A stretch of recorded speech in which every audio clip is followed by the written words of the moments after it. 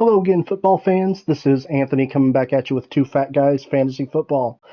Today we're going to be continuing our series of off-season breakdown videos. Today we are going to be taking a look at the Cincinnati Bengals. As always, let's jump right into it, take a look at what this roster looked like at the end of the season the last year. So the Bengals is a roster that is absolutely built to win now, um, and they're also built for relatively long-term success. They fell just short of the Super Bowl this year, getting beat by the eventual Super Bowl champions, and really gave them a game. They match up really well with the Chiefs, and I think that's going to be a fun rivalry to watch for years to come. But on offense, it's led by two absolute superstars in Joe Burrow and Jamar Chase.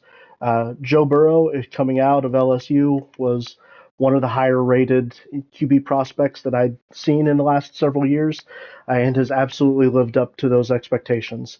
Um, may not have the strongest arm in the NFL, but he is incredibly accurate and deadly in play action and short and medium throws, getting the ball to his guys and letting them make a play.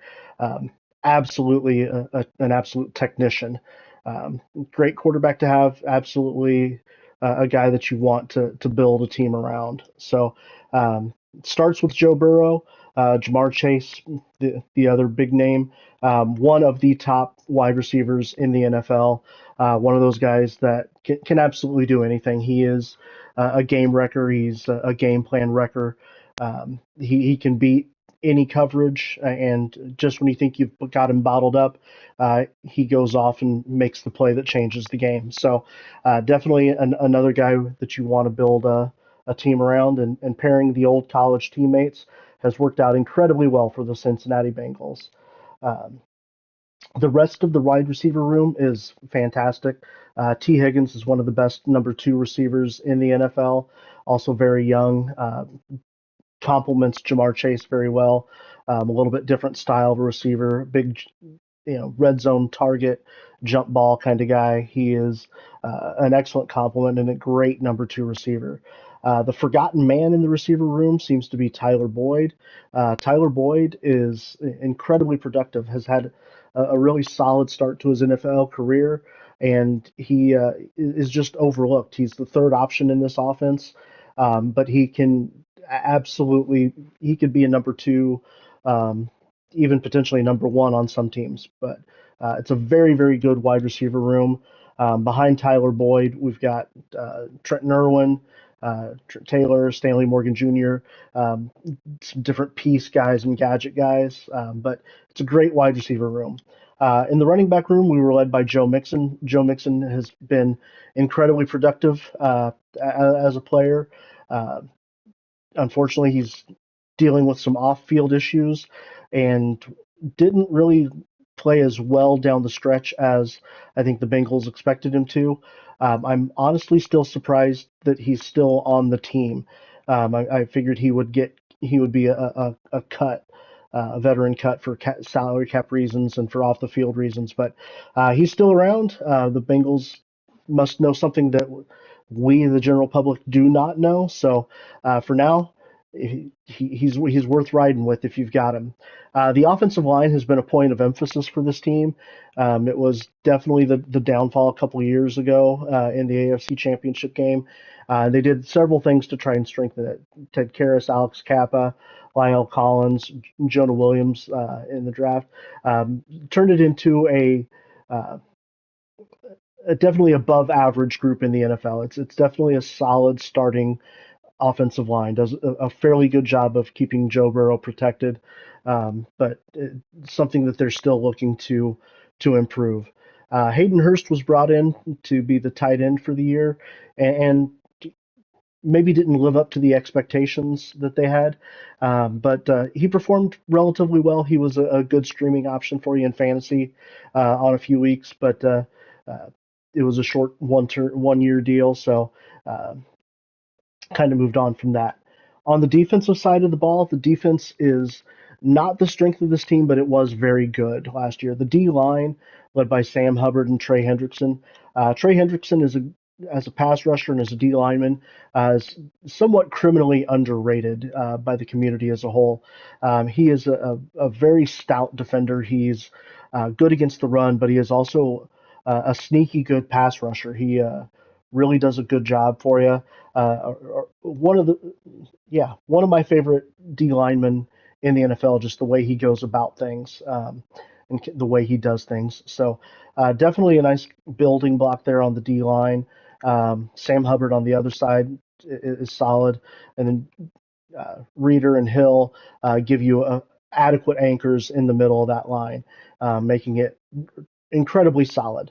Linebackers outside of Logan Wilson, nobody really to write home about. They're good, but they're not great. They did draft Joe Backey a couple years ago, and he was a guy that I liked quite a bit, but unfortunately has never developed. I'm hoping that uh, something finally clicks and he might take that next step. Uh, but yeah, he's a guy that just hasn't lived up to that billing. So it's left that linebacker room in a little bit of disarray. In terms of the safeties, we're led by Jesse Bates and Von Bell. Jesse Bates is an incredibly good free safety. Um, he's yeah, an incredible guy. But unfortunately, he was a free agent. They did have to let him go. Couldn't afford to re-sign him with Joe Burrow's contract coming up here very soon. So played it incredibly well for the Bengals in his time there, but it's time to move on. Von Bell on the other side has been somewhat of a journeyman at this point, but has played incredibly well uh, for the Bengals. The quarterback room is solid, if not spectacular. Chidobe Awuzie, Mike Hilton, Trey Flowers, Taylor Britt, Eli Apple. Taylor Britt is a guy they drafted out of Nebraska last year. He came in as um, a kind of a middle-rated corner, and actually kind of outperformed my initial thoughts for him as a rookie. He's a guy that I thought was a little raw, but he showed pretty good coverage skills for a rookie. Has good size for the position at 5'11", 200 pounds. Great speed for the position, and really kind of showed out as a rookie. Showed that he could be. Um, a solid option for them in the cornerback room. So he's definitely a guy that I like moving forward to help this defense out. But this was a roster that was built to win and did win, making it all the way to the AFC Championship game and then falling just a little bit short. So uh, let's take a look now and see what has happened with the Bengals as the offseason has progressed. So they had a few decisions to make. Like I said, some of those we've discussed already with being Jesse Bates on defense and Von Bell on defense. But definitely have tried to improve regardless of that. The biggest thing that they did on offense was they brought in Orlando Brown to be the starting left tackle, who is an improvement over what Jonah Williams gave last year.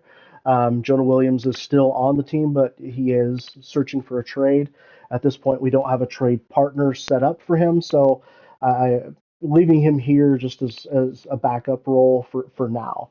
I do fully expect to see him traded probably during the draft to get some draft return. Um, I'm not sure what that would be, maybe a third round pick, um, possibly later than that. But that's what I expect to happen here. The rest of the offensive line has stayed intact. So we did improve the offensive line a little bit, which will definitely help moving forward. Hayden Hurst was let go. They did sign Irv Smith Jr. to be the new tight end. Irv Smith is a guy who has immense potential, but unfortunately, due to several injuries through his career, has never had a chance to really develop and become the guy that we expected him to. So he's a guy that I do like a fair bit. He gives them a solid option. I do think that they probably will attack the tight end position in the draft due to how deep it is.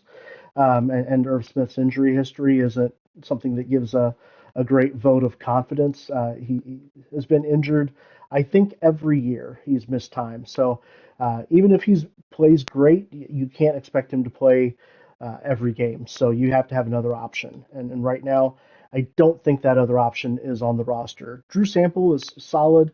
Asiasi is okay, but I think you can do better with the depth in the draft. The wide receiver room has maintained exactly the same. They brought back their guys on short-term deals to keep that room intact. So it's still one of the best wide receiver rooms in the NFL. Samaje Perine is gone. The backup now becomes Evans. Like I said, I don't expect Mixon to be on the roster for very long. So right now, running back is kind of a hole for this team. I don't think they're going to anticipate going into week one with Chris Evans as the starting running back. And as deep as the running back class is in this year's draft, they're going to get some talent there and be ready to roll.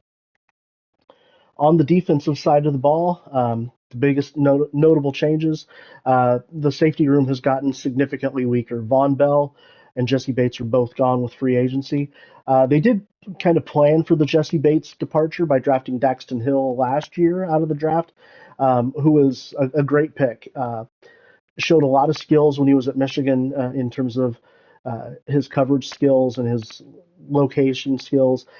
He's a very good rookie free safety, and a guy who can develop into a really, really solid free safety in the NFL. I think his potential is sky high. I think he can be as good as Jesse Bates eventually, if not even slightly better than what Bates provided. So I'll be excited to watch his development through a full offseason program with the Bengals. I think he can offer them a lot of versatility back there. Strong safety, we have Anderson and Thomas. Anderson is a name that I do like, Tyson Anderson. Great size for the position, good speed for the position, but very raw. He was a guy that when he was drafted, we kind of knew he was going to be a project, but he does give the athletic profile to become something special. So if he's able to take that coaching, if he's able to spend the offseason program correctly and make some strides in development, they might be onto something with Tyson Anderson. He is, like I said, it was incredibly raw coming into the league, but his athletic profile is through the roof and offers them a lot of potential. Definitely still a position I think they might look at in the draft if they're not sold on him. Um, our linebacker room has remained the same. Our D line has remained the same, and our corners have essentially stayed the same. Um, Sidney Jones is the fourth corner for us now, with Cam Traylor-Britt being the third corner. So it's a cornerback room that is still very, very solid and very, very serviceable for the NFL. Overall, I think the defense definitely got a little bit weaker with the departure of the two safeties, but I still think they're in a good spot to be competitive on the defensive side of the ball. But their offense is still going to be able to score with just about anybody. They're going to be capable of putting points on the board, kind of regardless. But let's take a look now at what they might look to be doing in the draft. It's always tough when you're picking at the bottom of the first round, year in and year out, but they've shown to be able to find some talent in those spots, and I expect them to do the same this year. A couple positions that I think make a lot of sense for them to look at in the first round are both running back um, and wide receiver. Well, not I'm sorry, tight end. So those are the two positions I expect them to kind of look at. And depending on how the board falls, we're looking at probably Jahmyr Gibbs if in the running back spot. If he's on the board, I think they definitely consider taking him. Or tight end. Tight end is incredibly deep. I think that there may very easily be three tight ends go in the first round. I think Kincaid could go. I think Mayer could go. Darnell Washington possibly could go. Even Luke Musgrave, depending. But the three that I expect to see are Kincaid, Meyer, and Darnell Washington. Sam Laporta is a guy that I'm higher on than I think several people. I honestly think he could be a pick here. sneaking into the back end of the first round as well. I think he fits really well with what the Bengals like to do, and Iowa is known for producing solid tight ends, a la George Kittle.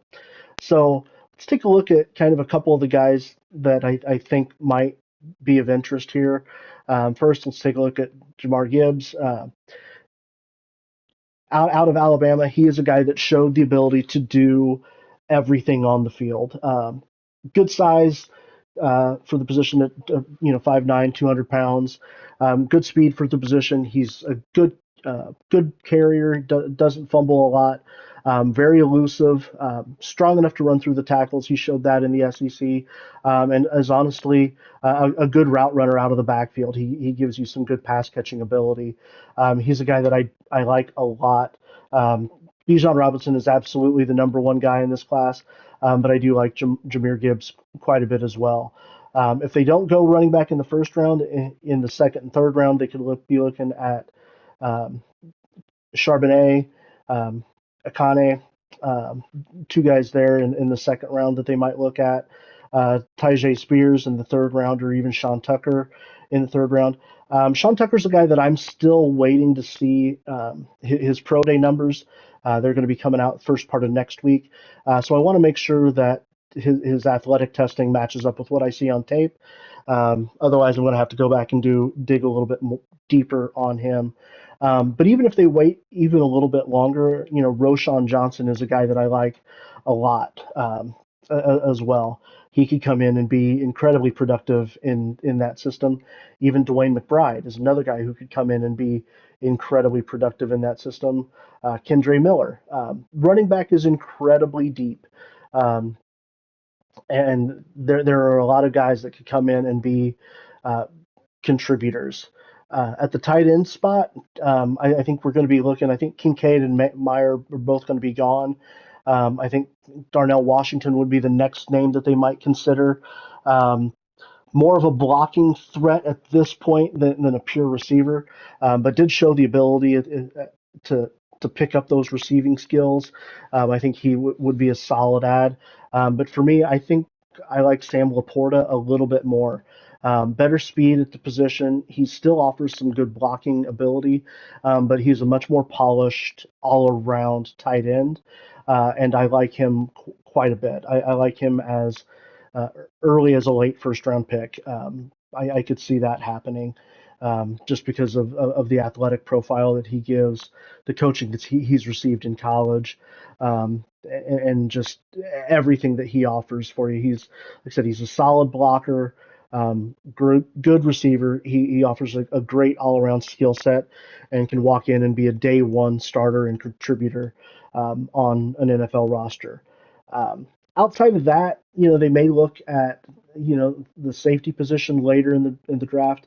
A guy like Sidney Brown would be an interesting name. Jair Brown would be another interesting name.